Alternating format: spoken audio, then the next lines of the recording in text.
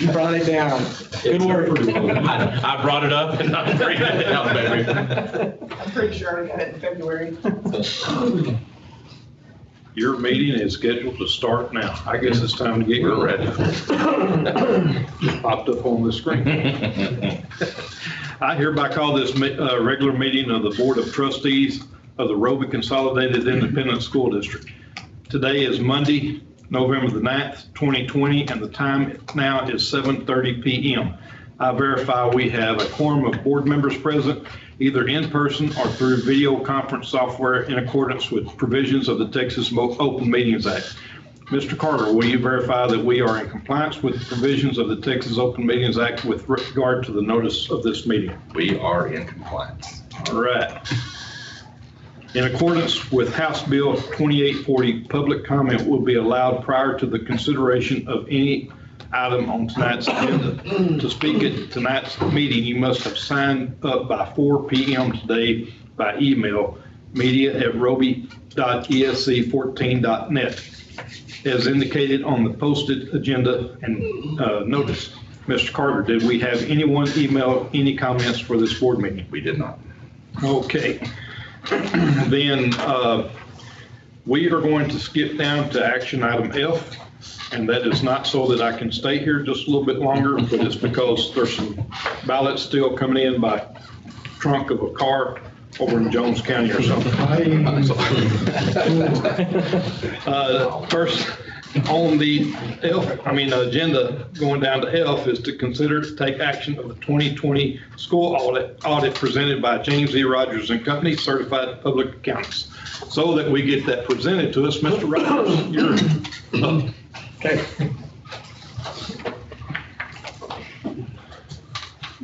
Go ahead. Okay. All right. You should have in front of you the annual financial report, the blue bound report. Inside it, you'll find a little delivery packet. I think most of you have heard me present before, and I'm going to follow pretty much the same routine tonight. And to start that out, I want to say congratulations on passing your bond election. I know y'all are excited about that. Moving forward to that, and I've looked at your proposal, and of course y'all know we work with a lot of school districts, have looked at the 313 agreements and worked with those with other districts, and they work real well. They really do. So I'm excited for y'all. Upgrade your facilities and all that you've got on the table with that kind of debt service valuation. That's a great deal. So, all right. So I'm gonna, as I said, I'll use inside the delivery packet. You'll see the first page here.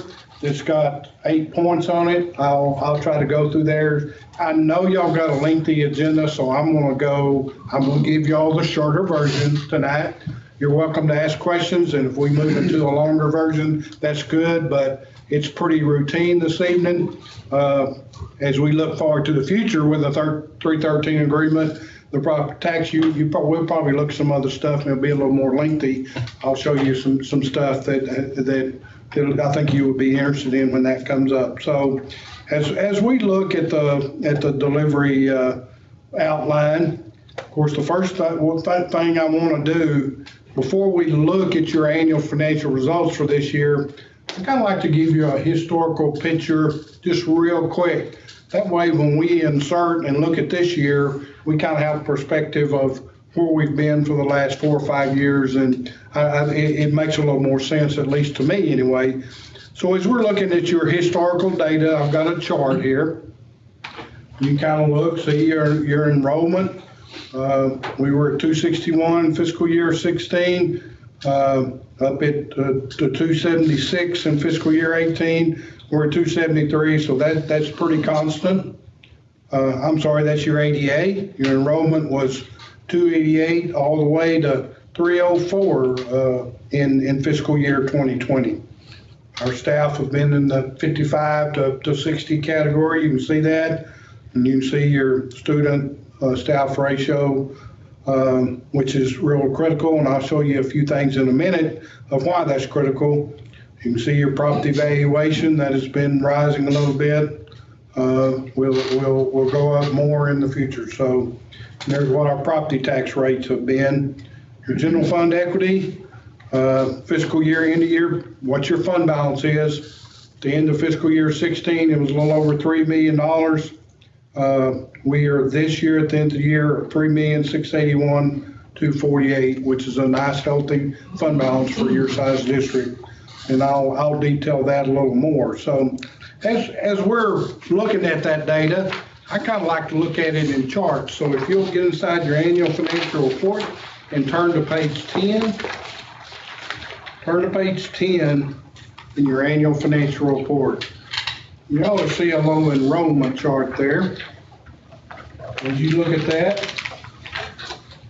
and if your attendance percentages are pretty constant, then you will see that your enrollment and ADA pretty well parallel each other, and that is the case here with y'all. Fortunately, that's an upward trend. You want it to be upward or level at least, not trending down. So that looks good. Look at a 9-year history there, your property tax valuation right below it. And there again, you can see that moving up just a little bit, which is good. And here in the future, as I show you this chart, we'll split that out once the 313 agreement comes into effect. We'll split it out between the I&S and the M&O portion, where you can see the difference there, and makes it a pretty interesting chart to look at. I'd like to move you back another chart. I'd like to show you is on page 14. Can I ask a question? Yeah. This increase in property value, is that due more to increase of housing value and land value, or is there something that's come in? I think the answer is yes, mostly residential housing. I really do. Your ag values have been pretty constant with that, even though the market value of the ag land has gone up, but the ag value has been pretty, so that increase in valuation is mainly residential type stuff, a little bit of commercial utilities and stuff like that, okay? All right, I've got a 3-year history of your revenues. And of course, as you really look at it right off, I like to just look at big picture. You can see that, of course, the state revenue is the majority of where your revenue comes. That's primarily your foundation program. Then you've got your local revenue, primarily property tax revenue that's included in that local revenue graph. And then you get a little federal grant dollars that mainly comes in the form of your child nutrition program. There's a federal part of that, and then also Title I, a few other grant programs. One thing that's of note, you notice that state portion up, and that is really as a result of House Bill 3.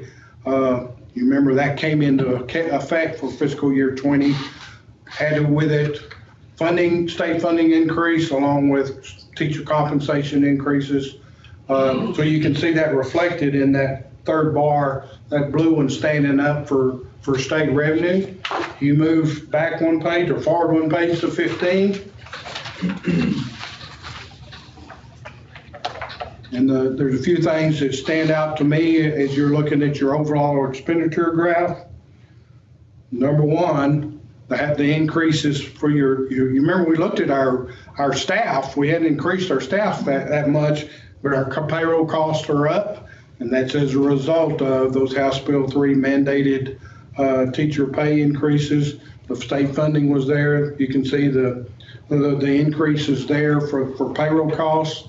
Another thing of note is I mentioned that student staff ratio and how critical that is.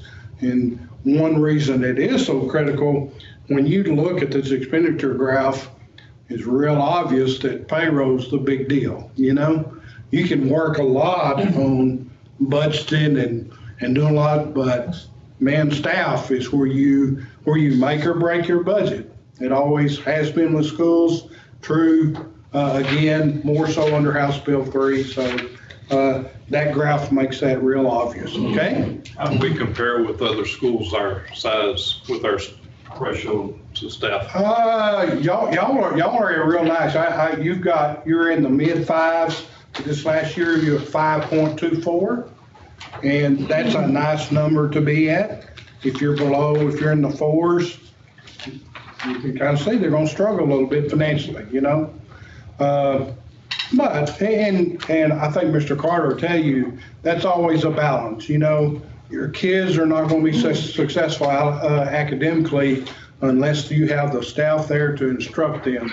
And you get too many kids and that staff ratio gets too high, man, it makes your money look good, but your accountability, your academic performance is probably gonna suffer. So it's a balance, you know, gotta keep our money good, gotta keep our academic, y'all historically have done a good job with that, so.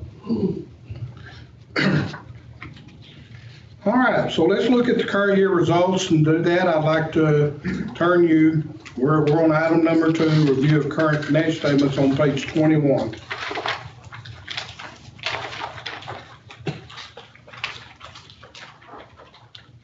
All right, this is the basic operating statement on page 21, revenues and expenditures and changes in fund balance. Real simple presentation for this particular fiscal year. You got general fund, you throw all your other funds together, okay? In the way of revenues, we kind of looked at it from on that graph. We had local revenues of $1,556,769. We had state program revenues of $2,544,778, primarily the state foundation program and the general fund. And you got a $284,023 worth of federal program dollars. If you want to split that out percentage-wise, of that total $4,385,570, that's 35% from local revenues, 58% of state revenues, and about 7% federal. So that's basically how you kind of split your funding out.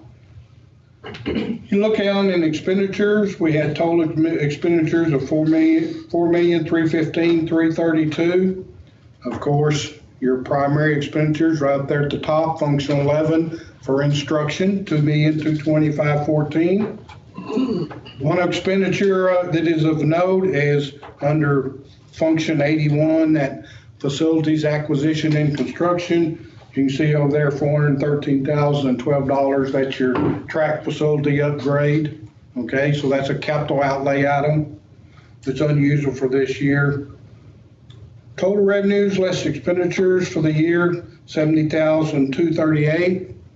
We had transfers in and out of funds. That actually is all to the food service of $25,758 that went from general fund into Fund 240, your child nutrition fund.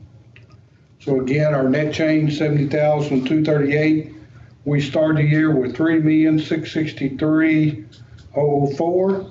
We ended with a fund balance of all funds, $3,733,242.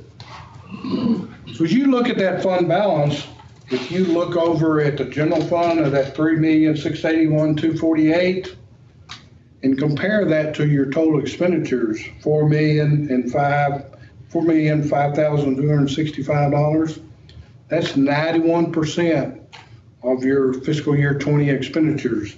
And that includes that $400,000 of that track upgrade. That's pretty healthy fund balance, really is, for a school year size. So you've got a nice fund balance that you've got sitting there. Kind of shows up as far as you look at it on the operating statement, compare the operating or the expenditure to what your ending fund balance is. One thing of note over in the other funds column, it's got a $51,994 fund balance in there. Of that, $50,000 is $50,000 worth of payments you received on that 313 agreement. Y'all put it in a separate fund. It's sitting out there. It's got exactly $50,000 in it. So that's just a note. The other part of that fund balance is the food service fund. So y'all got that money segregated out. Okay. All right. Mr. Rogers, can I say one thing? Do what now? Can I say one thing just real quick? Yeah. When you hear from community members, you know, they're tired of the state telling us what to do, they're tired of the feds telling us what to do. If you ever want to get rid of that, you'll see that that's a large part of what we get. So it's not as easy as just saying, we're not going to do it anymore. It's, you know, with those funds come the strings. So I love how that shows up, that it's kind of a. Well, that's true.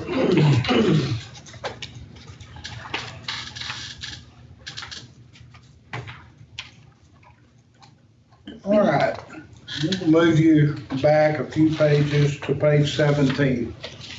I'm gonna be real quick about this. There are about at least 20 pages, maybe more than 25, inside this annual financial report that has to do with GASB 68 and GASB 75. It's talking about your participation in the teacher retirement system and related TRS care, which is health insurance. And y'all have heard me talk about it before. Those systems, teacher retirement system is not fully funded, okay? GASB 68 basically says, to the extent of public retirement pension plans not funded, that liability's got to be shown on the people involved in the plan on their books. And of course, it's a joint agreement with all Texas school districts, the state of Texas, and everybody shares a little bit of the liability in TRS, okay? It makes Exhibit A1 on page 17 look really funny, and I'm going to just show you real quick. I don't really want to get into too much methodology, but as you look at line item number on page Exhibit A1, line item number 1705 and 1706, which is a little over 800,000. And you've got line items 2540 and 2545, the net pension liability, district share, and the net OPEB liability, which is TRS care. Their share, you've thrown you've thrown nearly $2 million worth of liabilities from those two plans onto your statement of net condition, okay? And then there's some deferred inflows that have to do with that plan also. So as you're looking at the net position on that plan, on your statement of net position, and you can see we have net investment capital assets, 2.6 million. That's just your capital assets less depreciation, okay? That's not spendable money. That's why it's presented as net investment capital assets. You have restricted for federal and state programs, 1,994 in material amount. And then there's unrestricted of 1,725,000. So if I'm sitting in your shoes, I'm thinking, okay, you told us we have a 3 million fund balance, but our unrestricted net position is only 1.7 million. They don't connect. But the reason is because the pension stuff is thrown on the statement of net position. It's not shown on the governmental fund statement. So I guess the best thing I like to tell you is Exhibit A1 and B1, don't even read it, okay? It kind of, the net OPEB and net pension liability stuff, because it's really, I mean, those annuities are part of Roby's covered payroll, but it's up to the state to manage that plan and make it work. And maybe all the members and all the participating districts in the state may all have to ante up to keep that plan viable in the future. But at this point, to me, it's not a real liability that it doesn't help you with trying to analyze the financial statements, okay? So you get in there and look at all that stuff, just kind of, if you're really interested in it, well, you can look, and TRS has got a great website and you can read all that stuff out there, okay? All right. One thing I would like to note, item number 4, when we looked at that fund balance, you were overfunded on your 1920 foundation overpayment, some $285,000 that they deducted in September. And that is already considered in your fund balance. Even though they deducted in September, we show it as a liability, it's already been taken out of that ending fund balance, okay? So you don't have to reduce that ending fund balance by that overpayment. It's already calculated in there, okay? That's all I wanted to present as far as financial results, okay? Any questions about your current operating results? And I'll move forward and talk a little bit about audit stuff. All right? To do that, I'd like to turn you back to page 4.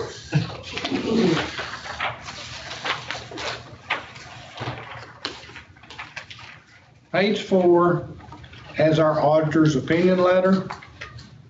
And really, all that we do, all the audit work we do is as far as the planning, the field work, it all boils down to issuing this opinion letter, you know? Because at the end of the day, all the data that's in here is generated by your staff, and we put it in the form of financial statements for you. But at the end of the day, it's your data, and I'm simply issuing an opinion on the financial statements. That's what this is, starting on page 4. Move back to page 5, or forward to page 5. I'll read that opinion for you. It says, in our opinion, right at the top, the financial statements referred to above present fairly in all material respects the respective financial position, the governmental activities, each major fund, the aggregate remaining fund information of Roby CISD as of August 31st, 2020, respective changes in financial position. So that is what we call a clean opinion, a premium opinion. It simply says that we think these financial statements present your results of operation, your financial position for this year. Okay? All right, other audit stuff, turn all the way back to page 78.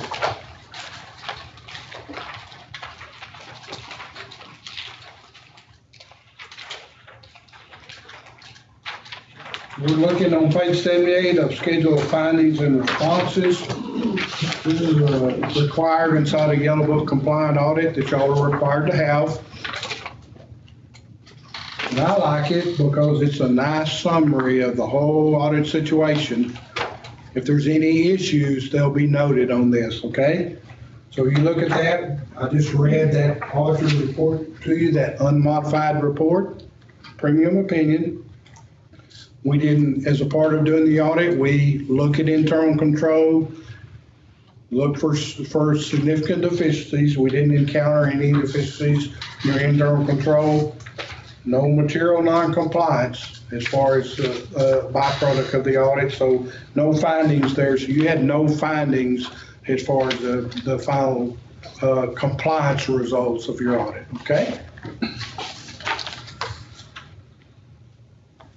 One thing that because your federal assistance is less than $750,000, $750,000, you're not required to have another layer, what's called a federal single audit compliance act audit. So that's of no issue to you.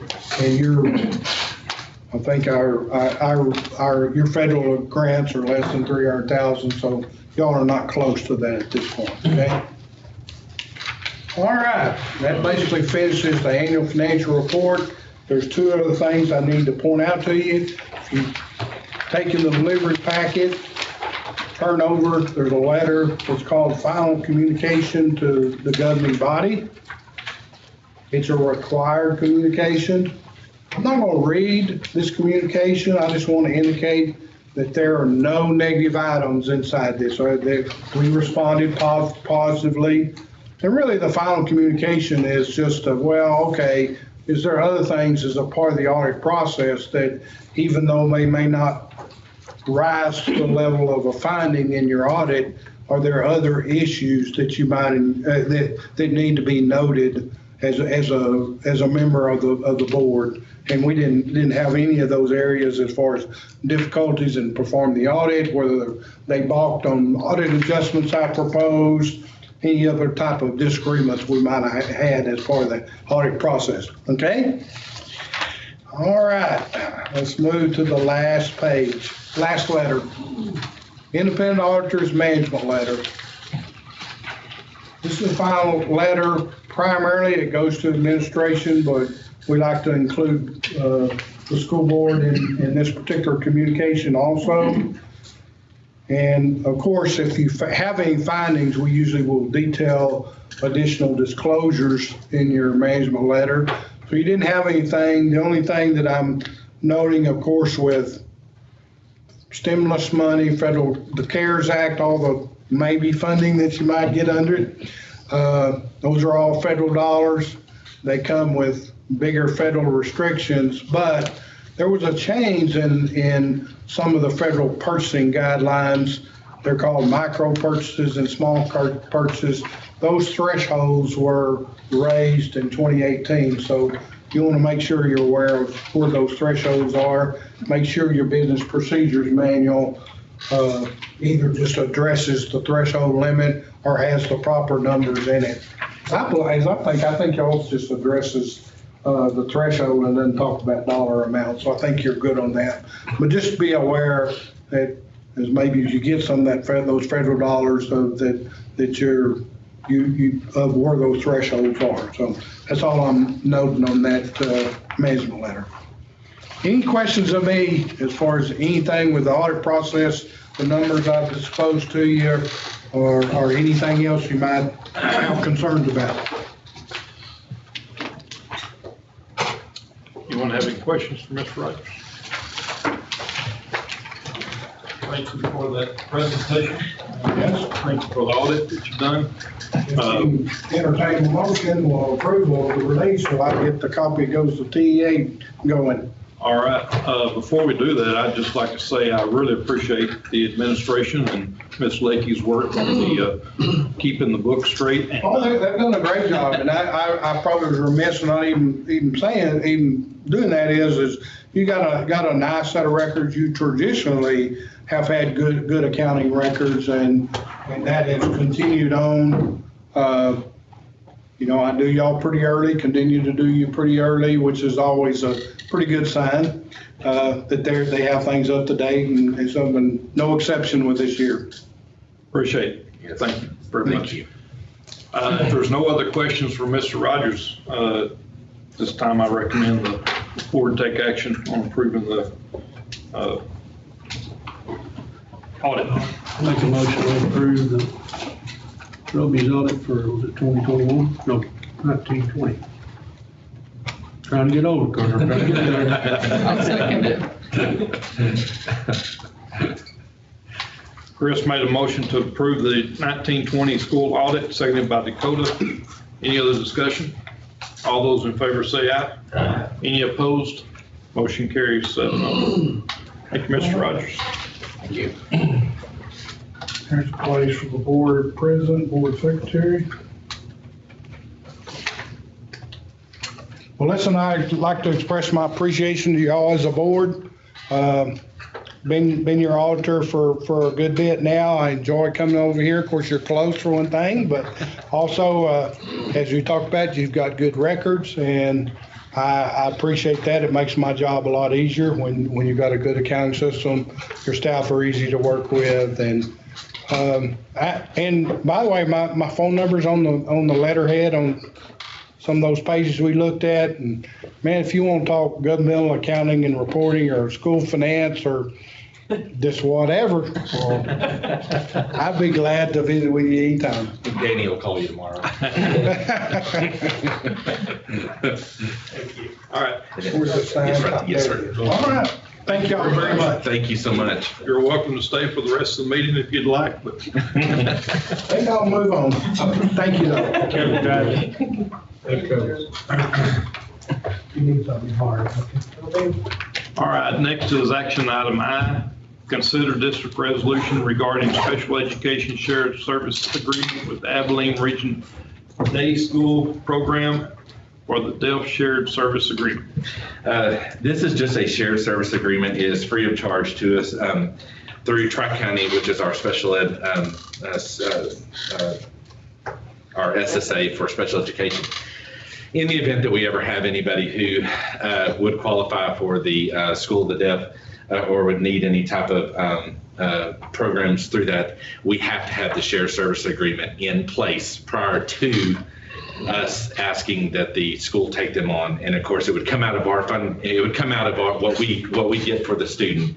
But we just have to have this on file with them. So I recommend that we approve this agreement. Once again, it costs us nothing unless we have a student that actually qualifies and goes to that program, which we, knock on wood, have not had in our district. Motion to approve the district's resolution regarding special education shared service agreement with Abilene Regional Day School Program. I'll second. Kevin's made a motion that we boost shared services with Abilene Regional Day School Program, seconded by Stormy. Any other discussion? All those in favor say aye. Any opposed? Motion carries 7-0. Next is action item K. Consider any revisions of FEE local and the open campus lunch policy. On this one, this is not necessarily anything that we need to talk about at this meeting. More or less, I'd like to just kind of put this on your radar that this policy has not been reviewed in several years. The open campus policy for the high school is that students are allowed to walk off campus.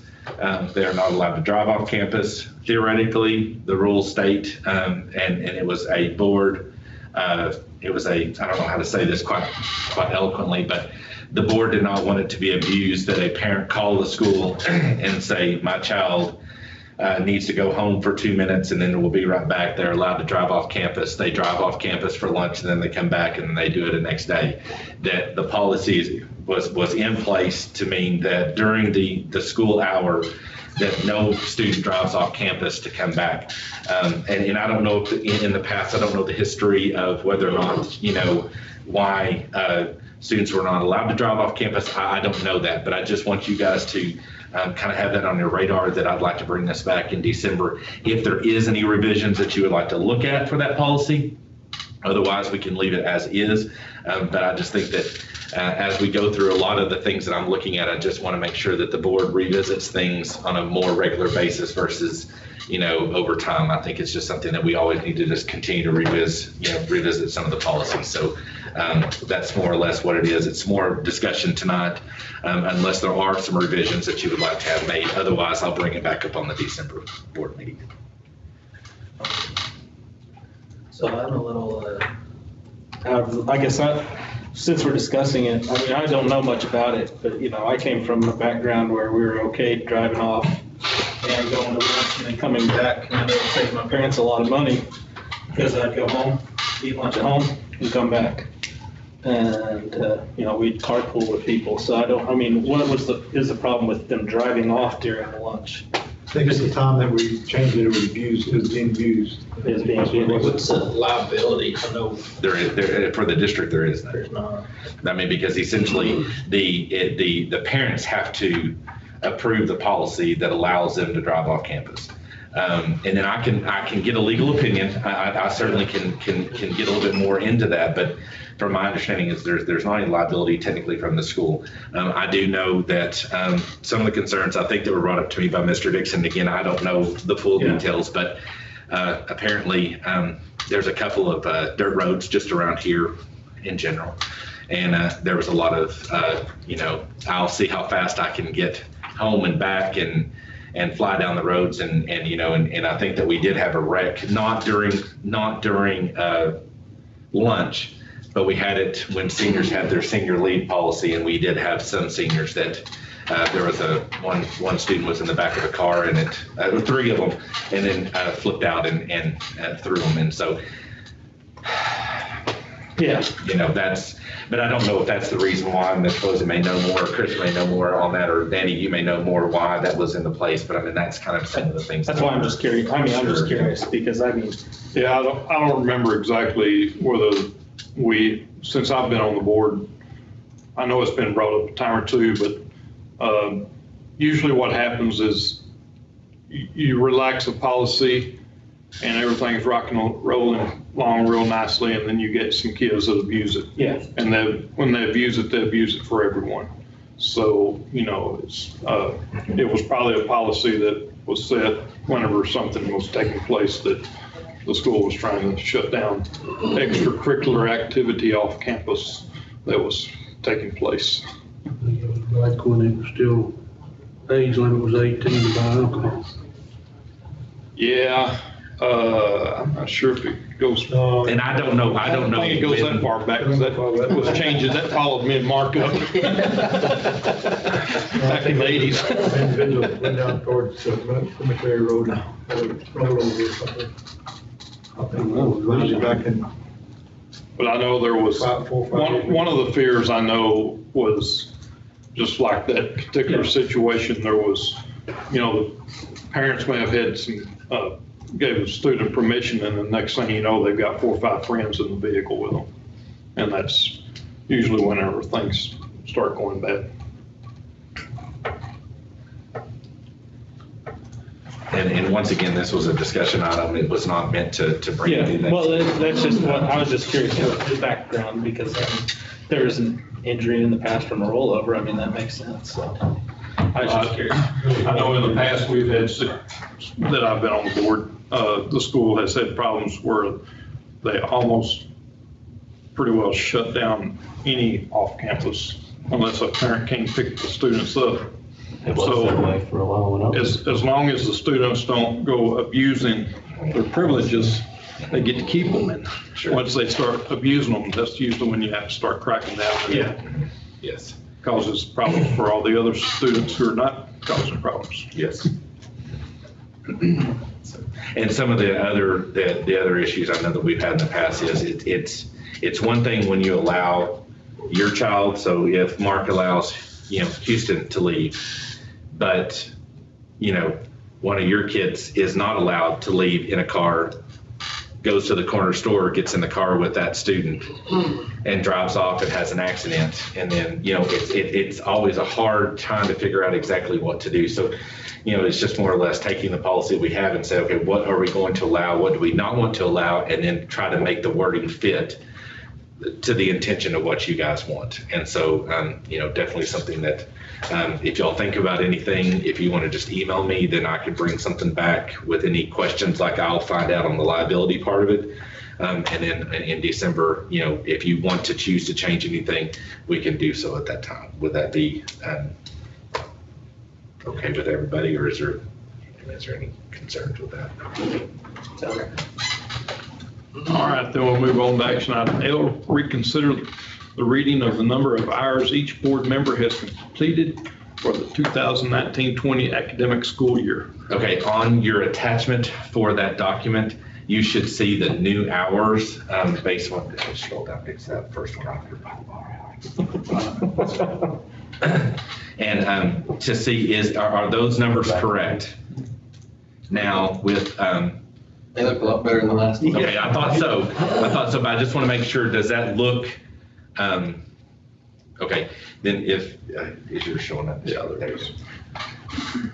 Then if you wouldn't mind, Mr. Posey, can you read those? Read those? Yeah. All right. Okay, Jeff Posey with 12 hours, Stormy Raspberry 12 hours, Chris Estes 15 and a half hours, Danny Carrion 15 hours, Dakota Raspberry 12.75 hours, Kevin Kelly 17 hours, way to go, Mark Harris 13 hours. Slow day at work. And that's all we need. Since we did 20 the last meeting. COVID wouldn't let people into my office. Come on. All right. Anyone got any questions on how many hours you've got? Good. Next is action item M, consider the purchase of a route bus to replace bus 01. Okay. Don't really hear why it's going to be. Bus 01 literally had a cow. And I know for you that's yeah. I don't want to get into too much of that on, but anyway, so we are literally one bus down. Once we turned it into our risk management, they actually, when you look at it, the age and everything else, it actually totaled the vehicle out. And so they're willing to give us $5,500. That's minus the $1,000 for the deductible. So it ends up being $6,500, but they're going to take their $1,000. They'll actually pick up the vehicle. We don't have to drive it anywhere. They will pick it up and take it off. They'll hand us a $5,500 check. If we were to take it in many years past, the majority of the time that if we take it to Abilene, you're good if you can get anywhere from $800 to $1,200. So while the money is there, I recommend that we just go ahead and do that. But at that same point, we do need to have another bus. Let's see, the week that I was out, we had to actually transport kids by Suburban one day because we had one other bus that did go down. We didn't have any backups to go on the route. So we're really in need of that. With that also being said, just so you guys know ahead of time that in the future budgets, we are going to start budgeting for a new bus every year. And so kind of what we did, we're going to replace our fleet. Unfortunately, this is not one of those that we prepared in the budget. So again, that's going to be something that we're going to have to take out. But I would absolutely recommend that we do this. The two options that we currently have is with the Bluebird company out of Lubbock, which is the ones that we've used in the past. Those are lease vehicles. Most of them come from, I believe, Lubbock ISD and some of the other larger fleets. So they're actually just used on the streets for route buses. The first one, which is the 2020, which I'm going to tell you right now, when I saw that there was a 2020 and a 2019 and both of them have about the same amount of mileage, I don't want the 2020 because I don't like 2020. But just understand that's y'all's decision to make on that one. But also, just so you understand that the mileage is estimated because, again, these are still technically in the lease for whomever they're with now. But once we purchase this, then it comes off the line, and in 30 days, we go pick it up and it's ours. And so both of them are the exact same price, $69,460. The 2020 is 41,000 miles, I believe, and the 2019 is 43,000 miles is the approximate mileage. So you're looking essentially about 2,000 mile difference between the two. And so they're both exactly the same. The specs are the same for both of them. It's just one has more mileage than the other one on it. And I believe that the 2020 also has what was it that Eli said? The woo-woo-woo on the top, what was it? The strobe light. He called it the strobe light. He said the bus has a strobe light. And I'm like, ooh, I don't know if I like that idea. But no, he's talking about the actual, the light on the top of the vehicle. So the strobe light. But I would highly recommend that we entertain this motion to get one of those two vehicles. Comments? Either of them have warranty? No, I don't believe so. In fact, actually, I think it says in the actual. There's no warranty. Yes, there's no warranty, so it would just go on our risk management policy. But then I do know for a fact that in years past, if we've had anything wrong, they'll actually go through before they give it to us with that white glove treatment to make sure everything is taken care of. And if there's anything in there that they spot, or if we get it, we spot it, most of the time they're very good about honoring about, trying to help us to get it figured out without any cost. So, and again, these are not heavy use vehicles. These are, once again, route buses that are, literally on city routes, just taking kids back and forth. So you're really not looking at a lot of wear and tear and shocks versus whenever they get to us and, Wear and tear. they get put to their paces quite quickly. And so definitely something to look at there. But I would recommend approving either one of these. And they go ahead and put the lettering on there for you? Yes, correct. Yes, that all comes with it. Yes, sir. Well, I need to change it to CISD. Say that again. I got it in here, it's just ISD. Yes, and we'll have that changed. Yes, sir. I didn't know that is a standard. Yes, sir. No, yeah, we'll make sure that they have the right lettering on it. The bus is going out 01, that's an 01 model? Yes, 2001. Yes. Everything that we have in our fleet is based upon the last two digits. Yes, sir. You remember how many miles is on it? That one was Oh, you had to ask that question. You had to ask that question, did you not? I have that document. I want to say that all of ours were in the 100 and, at the last meeting, So you had it last meeting. 180, I think, and it may have been more than that. I can't remember. Chris, I can look it up if you want me to. I certainly don't mind doing it. I just sit there thinking about what their insurance costs were.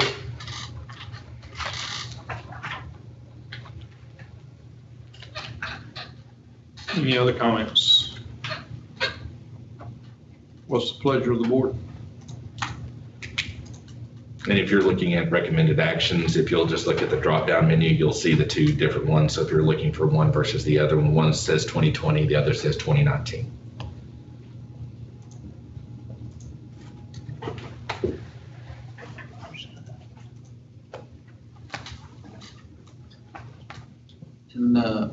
Reading right here, it says all remaining warranties on the chassis, engine, and transmission will be available to the purchaser from the component manufacturer. Is there any way to see what's left on the two of them? I'm sure we can, get a hold of that if we need to. We certainly can. Going off of that, the mileage is the same, so if it's a mileage warranty, it wouldn't matter, but if it's a age time frame.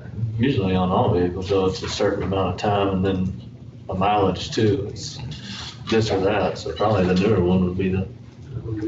Well, I refuse to say 2020, so y'all can do it if you want to. I refuse to say it, so. So the number's gonna be 19.9.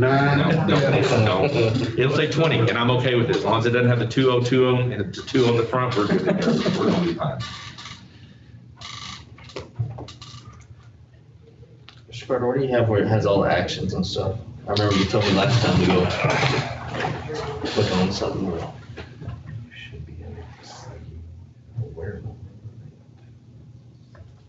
Last time you had me click it like a checkbox or something. Oh, you need to be in the other, you need to be in the quick view then, if you're gonna do that.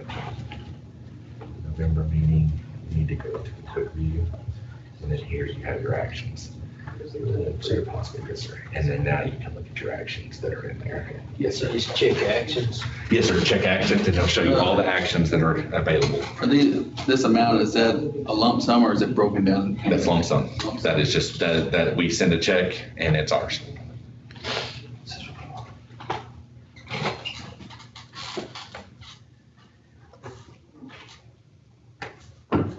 We'll just take it out of Cantor's money, and so, nothing, not a thing at all. Just don't consider yourself. What about yourself? Everybody's afraid of voting for the 2021. Y'all do whatever you want to, I'm just telling you point blank. I'll make a motion that we purchase the 2020. Okay.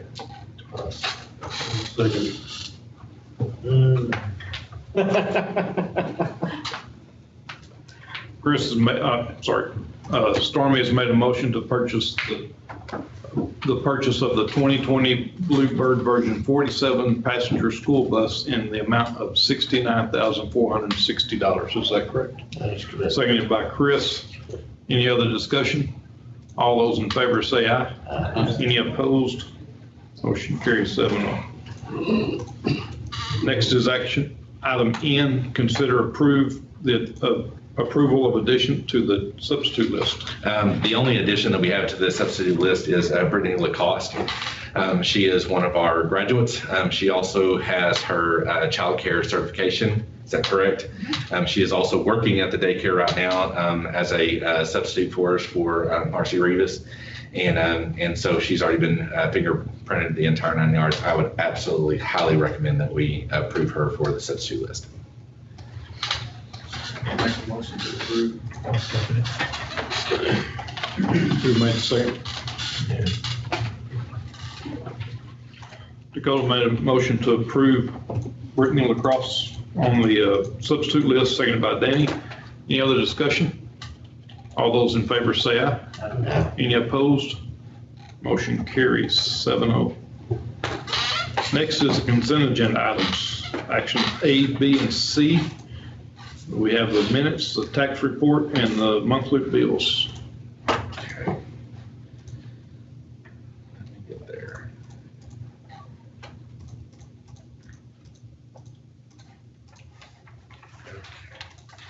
On the previous board minutes, if you'll look at those, if there's any questions on that, on the deal about the putting everybody's vote, I'm still trying to figure out how to get that done. Right now, it requires everybody's to show yay or nay. So just understand I'm trying my best to figure out how to get that working.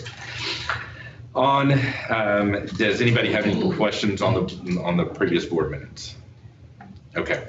On the monthly tax reports, looking at the October 2020 Fisher CAD, which is actually technically the November. No, this is the November one.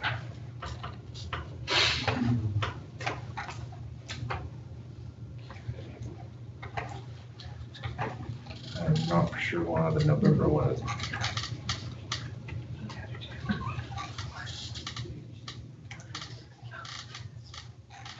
Okay. I am not sure why the monthly tax report for the October one is showing up. So what I'll do is, unless anybody has any concerns, I will just bring that back up at our next board meeting, just as a review item. Will that work for everybody on that one? Okay. On the next item, which is the monthly bills, looking at the first attachment, this is going to be the bills for the last of October. There's not any that are just at the major. That one has the oven that we approved to buy for the cafeteria, which was got it cheaper than we originally budgeted for at $6,576. We also bought the mower, $7,199. It's called a Vulcan convection of I can't do that though. I'm telling you. My fingers won't do that. Anyhow,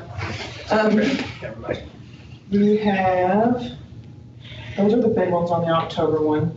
If y'all have any questions on that, let me know and I'll tell you what everything else is. And then on November, for the first week that I paid last week, the big ones on that are, we paid for the audit services for the 1920 year. It's on the second page. And then we have our monthly to the service center. Those are the big things. Do y'all have any other questions on any of those things?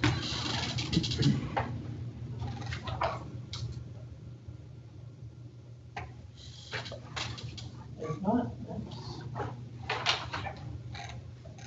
We get the oven put in. yes. Okay.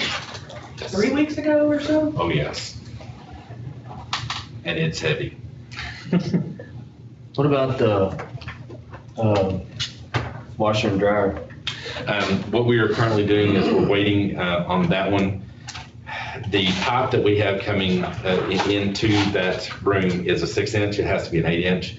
So it's not a matter of getting it changed. It's a matter of making sure we get the right size with the company. And so we're kind of working with them to make sure we get the right one. So it's just a matter of us getting the right materials. And so, but there's no hiccups other than just making sure that we get both of us on the same communication page on that one. What about the, I forget what the company's called, but the camera for the gym, the video? Comment, I'm going to bring that up in a minute. Oh, sorry. No, We were just getting into everything We could talk about that. We could talk about that now. But anyways, hopefully next week is when we are scheduled for them to come. We're waiting for the cameras to actually get here. The cameras typically get here 2 days before they come to install. And then hopefully next week they'll schedule to come and actually install in both the football field and in the gym. And then once they're installed, they're literally ready to go. So there's no other setup. Any other questions on the consent agenda items? And I recommend we approve those. I'll make a motion to approve the consent agenda. Was that Kevin? Yeah. Stormy has made a motion to approve the consent agenda items, seconded by Kevin Kelly. All those in favor say aye. Aye. Any opposed? Motion carries 7-0. Next, we have the information items, acknowledgements and appreciations. We got anything? Yes, we do. On that one right there. Thing will not let you go unless you have things done. All right. So on the acknowledgements on that right there, we had our canned food drive has finished its first week. And with that, we had already collected for the Fisher County Food Pantry 3,328 cans. Yes, it is very nice. Anyways, last year, I believe for the first week, it was 3,100 cans. So we're well ahead of that. This week is the class prizes for the class awards for that. The winners for the teacher awards for this week was a birthday boy's wife. Congratulations, happy birthday, just so we all have it on the film and everything else. I had to get it in there somewhere. Miss Thompson, for the, was that third through fifth? Is that how they did it? 4 through 8. 4 through 8. And then it was Miss Moore had the most for the high school. And in the high school alone, we had 3 teachers who had over 1,000 cans for their classes alone.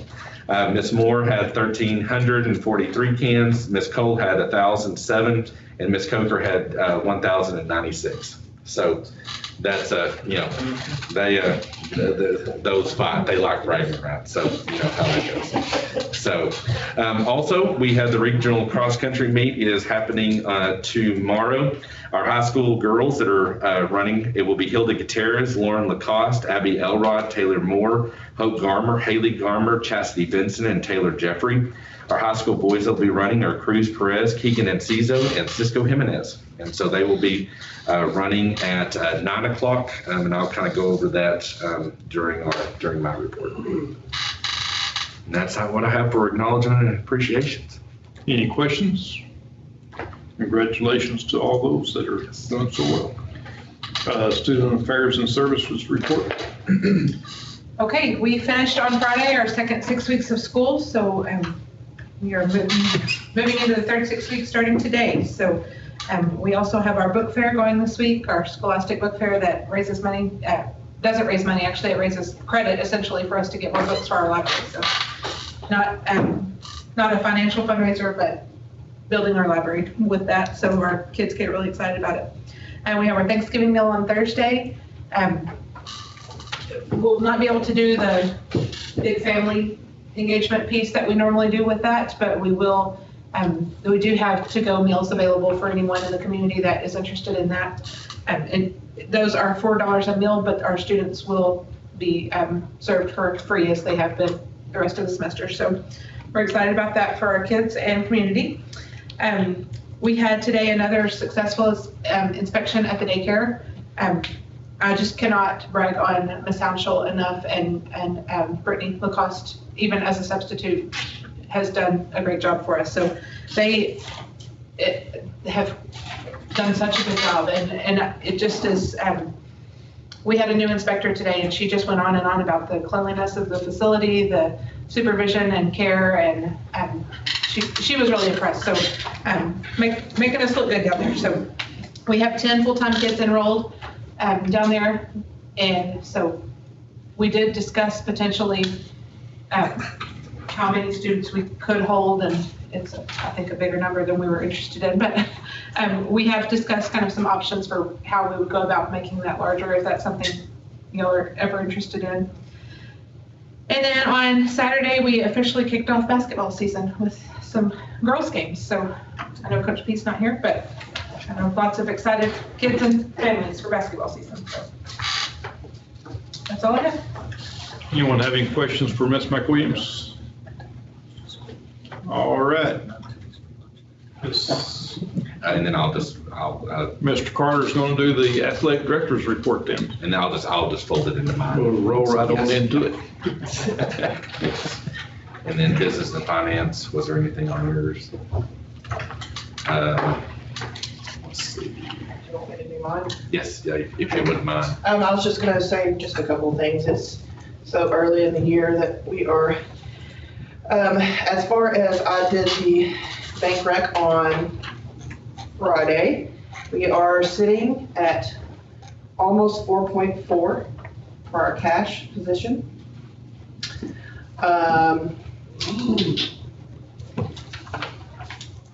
Let's look at I'm not sure what attachment it is, but it's finance 3030 or 3050. It's the one that gives you a breakdown of the percents expended. That's the second attachment. Okay. As you'll just look to the right, you can be able to see in terms of what we've budgeted, what we've expended so far in Function 11. Obviously, like Gerald has gone over already, it's mainly payroll. Let's see. Function 12, it says 25%, but obviously, I mean, we don't have a whole lot of stuff budget there. That's our library. That's going to be payroll too for half of our librarian/nurse. Everything else looking under 20%. Yes, and so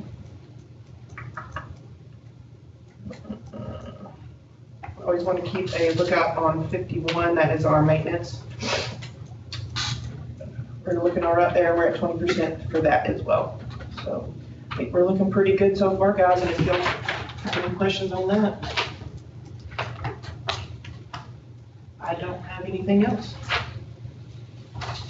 A little bit, just kind of a side note to Ms. Lakey on this. When Gerald talked about that we had an overpayment of $212,000. How much was it? $285,000.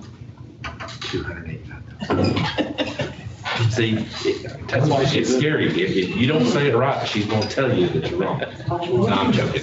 No, the reason why is because the way that we receive money from the state is not necessarily based upon what we turn in. You know, when we look at the attendance reports and everything every month that we see those ADA reports, there's a deal that's called the attendance projections.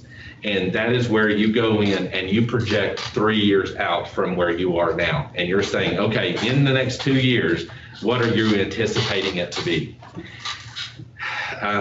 For several years, that has never been updated. And so because it has not been updated, TEA automatically increases that amount, okay? Now, it doesn't hurt you.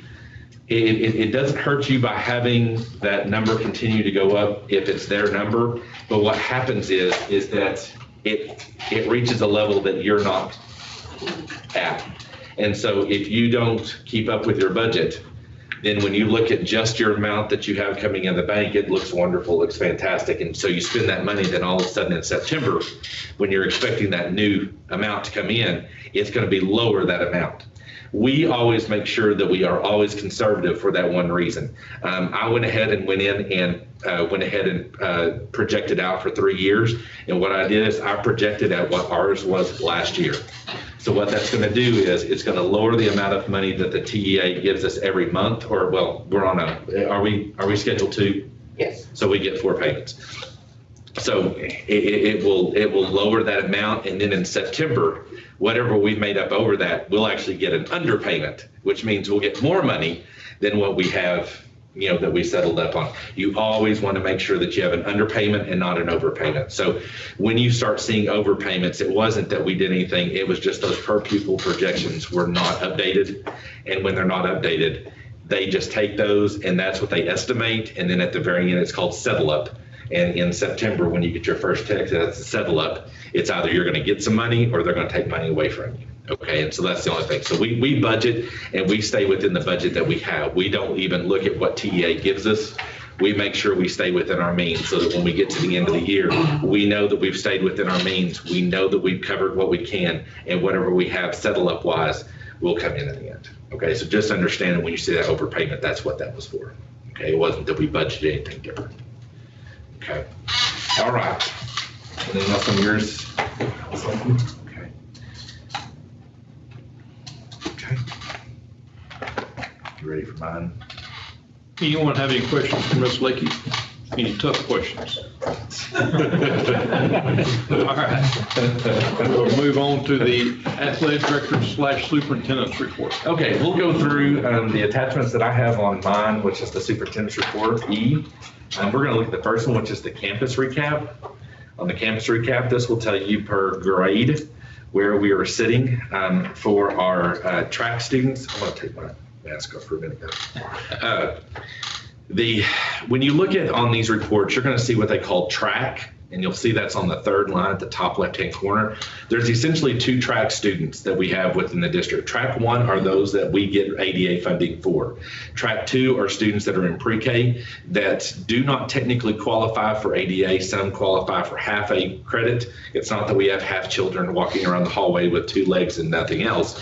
It's just that it's the funding that they receive. And then we have some of our students that do not receive any funding for that. We get it through an early education allotment.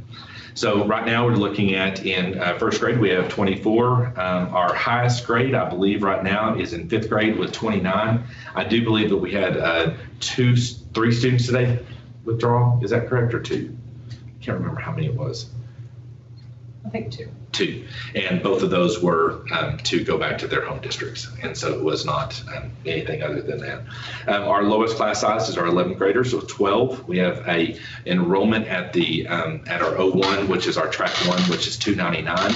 Now, when we get out of this report and we go and look at our daily attendance report, you will see here that we're sitting at an attendance base of 97.32. Our target is always 97.5. That's kind of where we want. But when you start looking at COVID and you look at flu, you look at everything else, 97.32 is a very laudable place to be right now.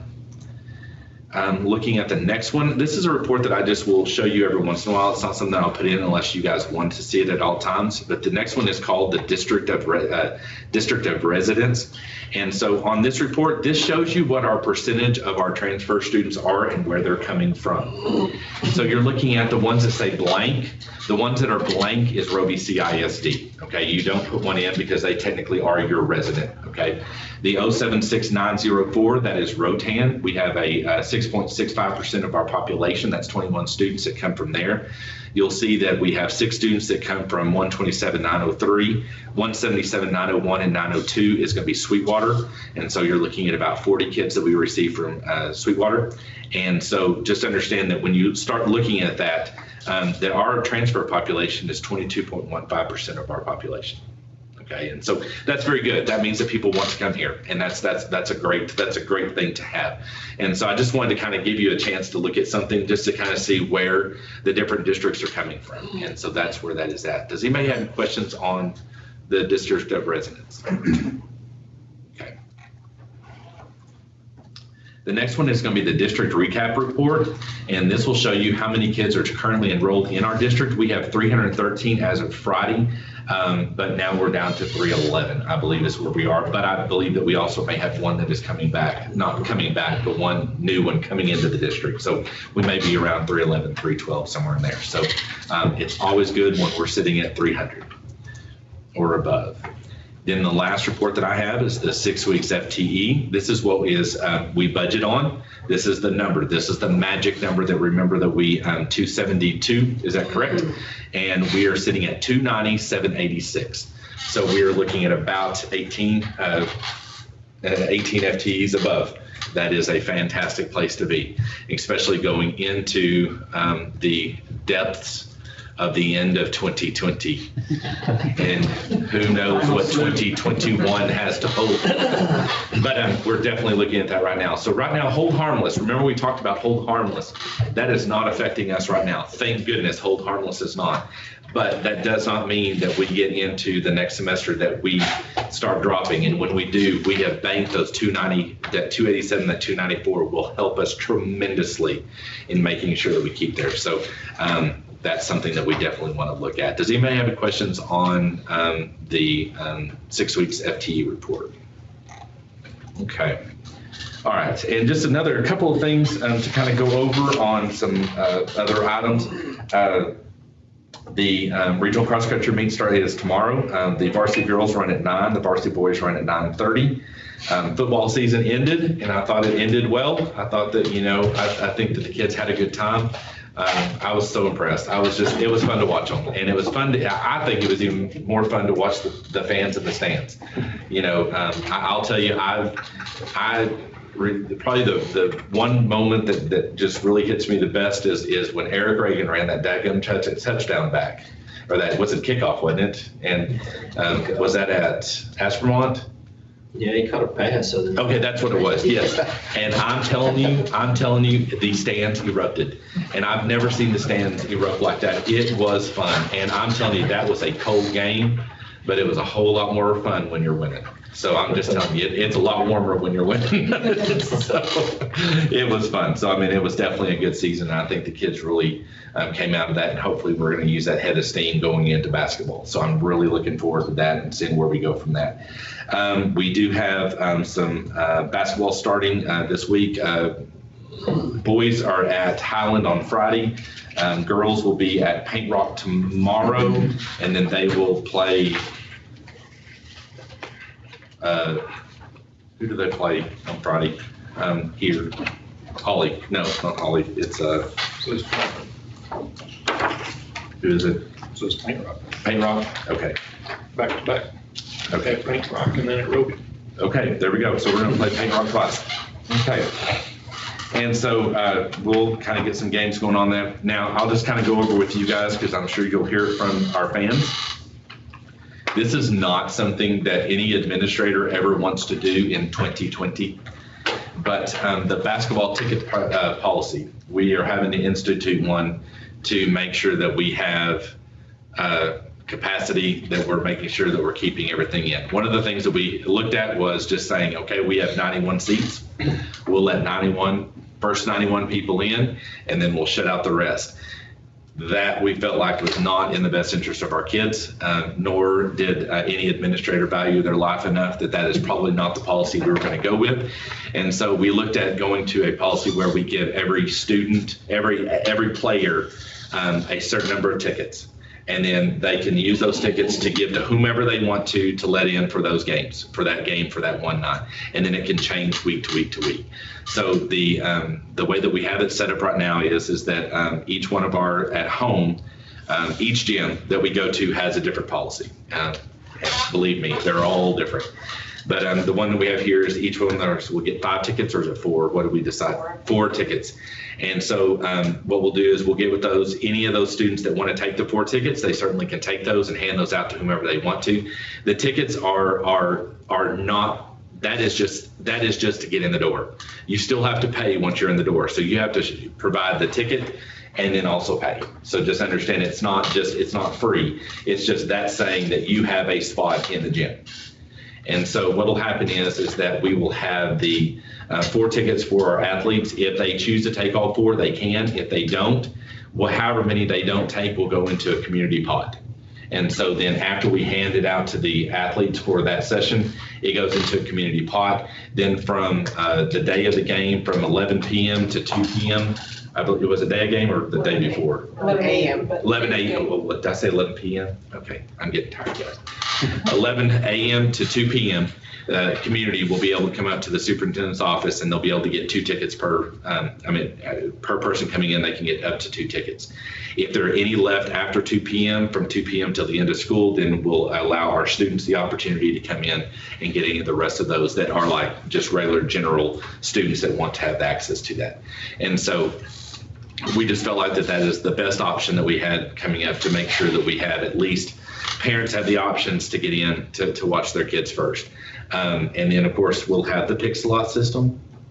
This is where I had this in the report. And so that will be the other option. I will be honest with you guys, and I'm not clairvoyant, but I do see a time within the next couple of months that UIL shuts it down and says no fans are in their stands.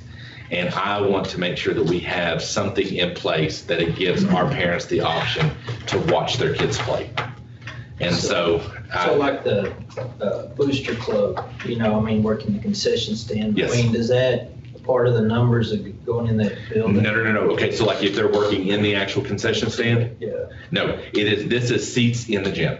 And so, you guys are, that is not a part of it. So now, once they come in the facility, we'll only allow in our side fans and then whatever we have for the tickets. And then after that, we lock the doors and that is it. No one else is allowed in at that point in time. It gets a little hairy when we have up to 4 games, okay? We'll have sessions at that point in time. So there will be some nights that we'll have 2 JV games and we'll have 2 varsity games. So the first session of the night will be our JV games. Once the 2 JV games are over with, everyone will be escorted out of the building. They will go out into the parking lot. The doors will shut, they will lock. We will disinfect all of the stands, all of the 2020. We will disinfect the stands, and then after we do that, then we will open it up for session 2. Those people that are in the parking lot, if they have a session 2 ticket, they're allowed back in. If they don't have a session 2 ticket, they cannot come back in. But then if you have some that have a session 2 ticket, they only want to watch the varsity games, then they won't come for the session 1, they'll only come for session 2. So then we'll let the session 2 people come in. And then do what? You regulate the visitor side. The same thing is we will actually mail out the tickets to the school, and then they hand them out the way that they want to. And if a person walks in the gym and does not have a ticket, they're not allowed in. And so we have 61, is that? 66. 66. So we hand out 66 tickets for, let's say like for Paint Creek or Paint Rock or Knox City, Paint Rock, any of those. We will send out the tickets to them ahead of time and say, here's the tickets you have. Choose however you want to. This needs to include your athletes that are going to be sitting in the stands when it's not their game. So in other words, varsity girls will have to have their spots, varsity boys will have to have their spots, and then they hand out their tickets however they choose to at that point in time. And so then what we'll do is that we will monitor that to the best of our ability. Can you put a big screen TV out there with the pixel thing and they can watch it? Well, we have thought about the option too is that also, with that being said, that we can even open up our we can, for our, if the visiting teams do not want to use their seats for that, if they'll have somebody that'll come in with their kids, they can watch the Pixelot systems in here and on our big screen. So, that's where we're at. And the hardest part is we don't know. We don't know if we're going to have a 25% occupancy starting in January, or if it's going to be none, or if it's going to be 100%. And so we have to plan for every inevitability of that. And we'll monitor this and adjust, and I know that we'll take a lot of heat for it, but we're doing the best we possibly can. And I just feel like that the Pixelot system will allow at least some people, even those that don't get a ticket, but who would be scared enough to come up here anyways, they still get the option that they can still watch the kids play. And I did watch the Jayden game, and I thought it was, I thought it was great. It was, they have the same camera system that we're yes. getting. It was really good. If you have time to get on and look at it. Yeah, so you can go to Jayden, go to the NFHSnetwork.com, find Jayden. You can actually watch it, and it does. The score shows up on the actual TV. You see the full action, and It's moving down the court, like it'll zoom in when all the girls are in pretty tight. It was really good video. And it's all automated. We don't touch a thing. And then if we want to, and we can have one of us actually up there, and we can actually televise the game. Like go play by play. Otherwise there's no music. It's just you're just watching. Buzzers and whistles from a little bit of crowd, but not much. Yeah. So you don't hear angry fans, the stands growling at the officials, anything like that. Anything like that. So, but that's essentially where we are on that. Does anybody have any questions on the basketball test, the policy, other than prayers are accepted for us as we navigate this? Right now, we are going to mandate that everyone wear a mask while they are in the facility, so that the only thing, the issue that we're running into is that it's not necessarily our fans, it's that when we're crossing two different new groups in a closed environment. If we were at the football field, that's a different thing. We are putting people into a building, and essentially we're looking at 94, 91, 66, 157. So we're looking at it. We're putting plus the people that are on the court. So we are introducing more people into an area than we have ever done before, and so we want to try to make sure that we keep those 18 numbers down in the district, but at the same time safeguard our fans, our students, and other people's fans as well. So we're going to ask that everybody wear a mask while they are in the facility and that kids are not going to be allowed to run around. They will be sitting with their parents. If they're not, they're out of the facility. And so we're going to try to keep that to a minimum, the running around. And so unfortunately, that's kind of where we are. We don't have any liability on sickness or anything? Brief the auditors, also, you could have like a little questionnaire on the ticket saying, I have not run a fever, I've not been exposed. Just have it on the ticket, and they have their name on it, and then they hand it to you. It's already just kind of your waiver, their waiver. The pre-screening, yes, yeah, you're right. I mean, we could definitely do that. So Charlotte Stadium, we had to sign we had to fill out a form. Oh, you do? Yeah. And if you work a game at ACU, you have to be COVID tested Wednesday before Really? Saturday. Oh, I had one of those tests, and I'm telling you, I don't know what I did to Miss Coker, but I made her mad at some point in the previous, because I'm telling you, she shoved that sucker up there, and I mean, it was brain, touching the brain. Oh, it was horrible. So, other things on, I know that that at the last meeting, y'all had asked me to get with Carrier Services to see what it would take for us to get the other 2 ice machines onto a service agreement. And I believe that it was going to be, if we were to do that, it would be $356 per month for both of them. And so if that's something we want to look at in the December meeting, we certainly can. That would not be magical ice. It would be the regular ice cubes, that normal people have, but not the ones that sink. Just add our existing machines, not put. No, no, this would be taking out all existing machines and putting in brand new ones that have filtration systems. The 2 that we currently have in those are water cooled, or I think it's water cooled. So our water bill will go significantly down with the new machines because they are not water cooled, they're cooled with the new refrigerant. So they would actually be taking those out and putting in brand new ones, and they would go on a service agreement. So they would be serviced for twice a year, just like our other ones will. What'd you say, it was $376? $356 a month for both of them. Now, that's not that's $350 for both of those. Yes. So that's something that if y'all want me to, I certainly can get an agreement and bring it back in December on that. Also, I did receive the letter that was sent from Sarah Leon to the WIM company that with their due date for their loss of revenue payment. The official revenue payment is going to be $1,886,429.75 is what the check will be for, and it is due in our hands by January 31st of 2021.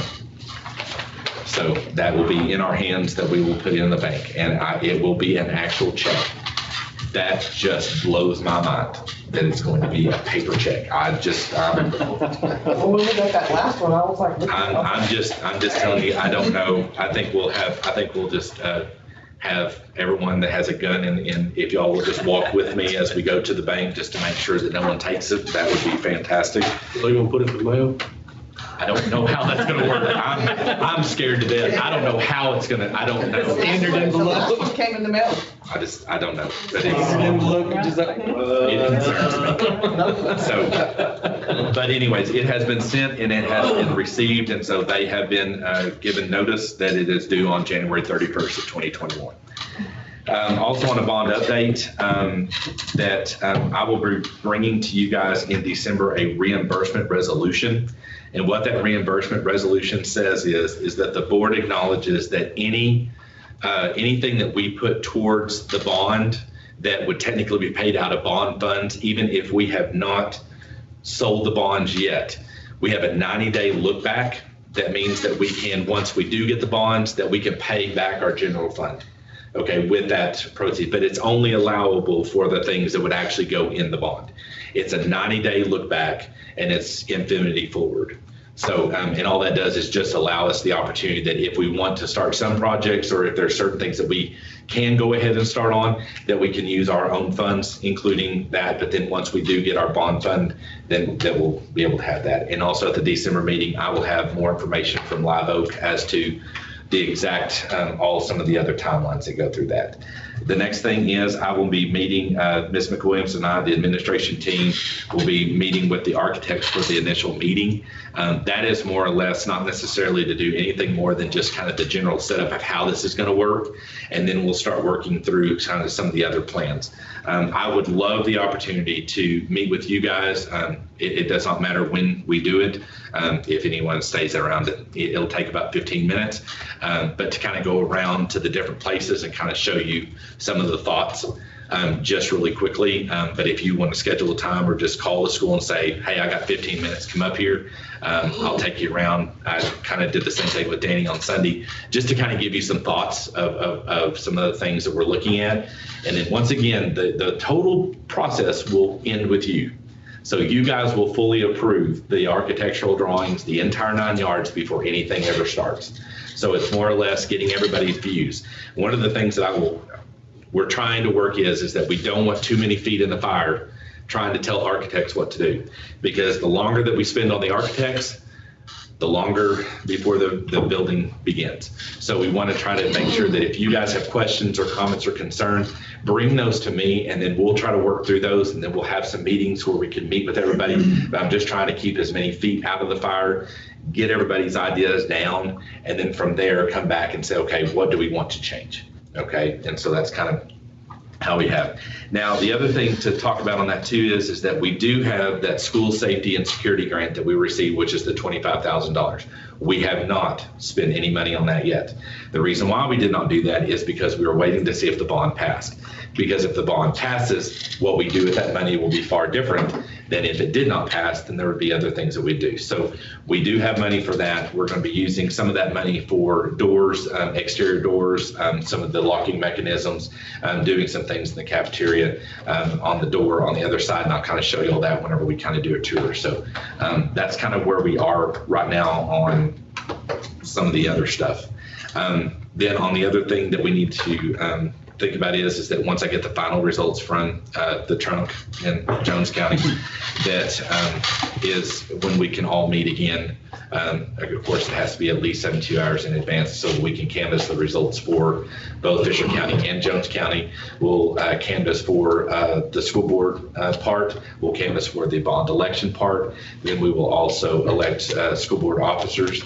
And then from there, that's all that's on the agenda at that point in time. So that's kind of where we are. I can send everybody a text if that would work, just to kind of schedule a time. That's certainly not a problem if that would be okay, just to kind of find maybe a general time that everybody can meet for that. I'll say right now, I'm going to be out Friday and Saturday. Okay. Out of town. Okay, fine. We'll do it on Friday or Saturday. One of those 2 times, we'll take care of that. Are everybody good with that? I'm joking. I'm joking, Kevin. I'm joking, Kevin. I think I'm gonna be out of town. So, no, but what I'll do is I'll just let you know some of the dates, and then from there, we can kind of try to figure out if we can find a time that everybody can meet, and then I'll schedule that, make sure it's 72 hours in advance. We'll put that on there, and we'll take care of that part. Okay, does anybody else have any questions for me on anything that we have? All right. I'm ready for that to happen, so I had to stop handwriting, signing checks. I'm just saying. I watched the little signature card thing go. Yes. So we'll take care of that. And then that will also be on the agenda as well, is updating the signature cards for that. So that will be one of the ones that's on the agenda for the next meeting. Okay, that's it. That's all I have. Anyone else have any questions for Mr. Carter? All right. Any board comments?